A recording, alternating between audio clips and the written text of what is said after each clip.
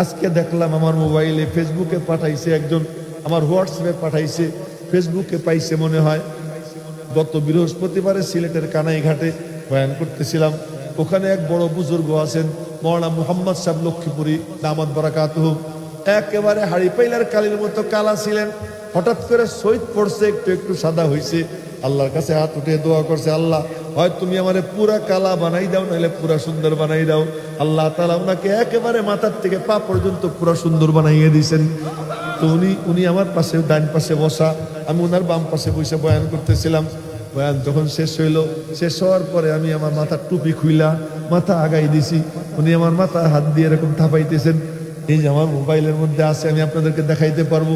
ওইটা যদি কেউ বলতো যে লক্ষ্মীপুরী হুজুর ওনার মাথায় হাত দিয়ে দোয়া করে দিছেন, এইগুলোর নাম হলো ডিগ্রি। আল্লামা কোনো ডিগ্রি না, মুফতি কোনো ডিগ্রি না, শাইখুল হাদিস এটাও কোনো ডিগ্রি না। ডিগ্রি হলো আহলুল্লাহদের সোহবত, এটা হলো ডিগ্রি। বুজুর্গদের দোয়া, এটা হলো ডিগ্রি। কে কার জুতা সোজা করছে, কে কার জুতা বহন করছে। এক মাওলানা গাজীপুরে আমাকে বলতেছে, হুজুর নুরুদ্দিন গওহরপুরি রহমতুল্লাহ আলাইহি থেকে আমি একটা বড় মজার জিনিস পাইছি। বলে কি পাইছেন? আমি হুজুরের সামনে গেছি, হুজুর লাঠি দিয়ে আমার মাথায় দুইটা বাড়ি মারছেন, লাঠি দিয়ে মাথায় দুইটা বাড়ি মারছেন। ওই মৌলানা গর্বের সাথে বলতেছে, এর নাম হলো ডিগ্রি, এর নাম হলো ডিগ্রি। আল্লামা কোনো ডিগ্রি না, শাইখুল হাদিস কোনো ডিগ্রি না, হাজারো আলেমের উস্তাদ, এটা কোনো ডিগ্রি না। ডিগ্রি হলো এইটা যে কোনো আল্লাহর ওলির সোহবত উঠেছে কিনা। হ্যাঁ, কেউ যদি বলতো ফেদায়ে মিল্লাত আসাদ মাদানী রহমতুল্লাহ আলাইহি তার জুতে ইয়াহিয়া মাহমুদ সুজা করছে, এইটা হলো ইয়াহিয়া মাহমুদের ডিগ্রি, এর নাম হলো ডিগ্রি। এই আল্লামা কাল্লামা এটা কোনো ডিগ্রি না, এগুলো এমনি খামাখা ফুলায়। আর এই ফুলাটা যদি কেউ ফুলে যায়, তার মতো কপাল পোড়া আর কেউ নাই। এজন্য বাংলাদেশে আল্লামা তালাশ করলে এক দুইজন পাওয়া যাবে কিনা সন্দেহ। বাকি যাদের নামের আগে আল্লামা, এসবগুলো খামাখা। আল্লামা ছিলেন আল্লামা আনোয়ার শাহ কাশ্মীরি রহমতুল্লাহ আলাইহি।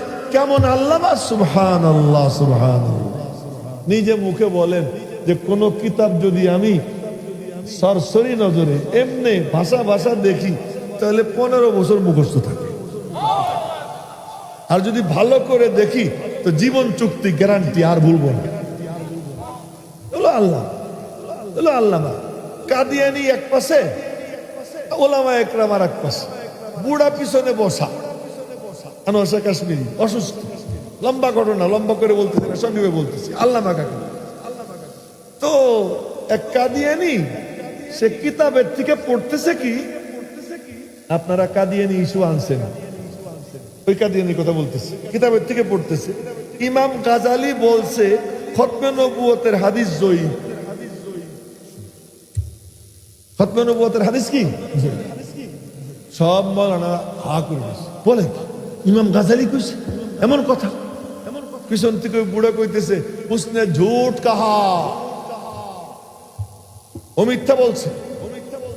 বিচারক খ্রিস্টান, সে বলতেছে ও তো কিতাব দেখে বলতেছে। কিতাব আপনি আপনার হাতে নেন, উর্দুতে বলতেছে, কিতাব আপনার হাতে নেন। কিতাব হাতে নিচ্ছে, কত নম্বর পৃষ্ঠা খোলেন, কত নম্বর পৃষ্ঠা খুলছে, কত নম্বর লাইনে হাত দেন, আঙ্গুল রাখেন, কত নম্বর লাইনে আঙ্গুল রাখছে। বুড়া ওখান থেকে বলে আমি পড়ি, আপনি শোনেন। এবার উনি পড়ে আর বিচারপতি শোনে। এখন দেখে লেখা ইমাম গাজালি বলছেন যে খতমে নবুয়তের হাদিসকে যারা জয়ীফ বলে তারা জয়ীফ, তারা জয়ীফ।